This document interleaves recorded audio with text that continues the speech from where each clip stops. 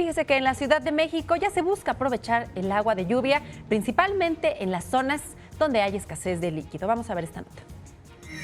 El gobierno de la Ciudad de México busca aprovechar el agua de lluvia que beneficia a las zonas de alta vulnerabilidad y que no cuentan con un abastecimiento del vital líquido de forma regular. Esto será a través de 300 equipos que cuentan con un sistema de captación pluvial, los cuales en una primera etapa serán instalados en los comedores comunitarios operados por la Secretaría de Desarrollo Social.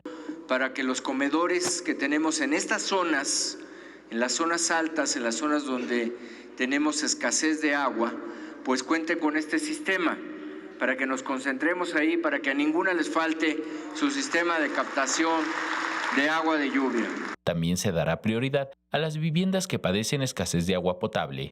Tenemos que concentrarnos en esos domicilios en donde más nos hace falta. Estamos hablando de la parte de Iztapalapa, Xochimilco, Milpalta, Tláhuac, obviamente Magdalena Contreras en una de las zonas y pues indiscutiblemente Coajimalpa. En esta primera etapa se invertirán entre 9 y 10 millones de pesos. El sistema de captación pluvial será supervisado y evaluado en su funcionamiento para determinar su real beneficio.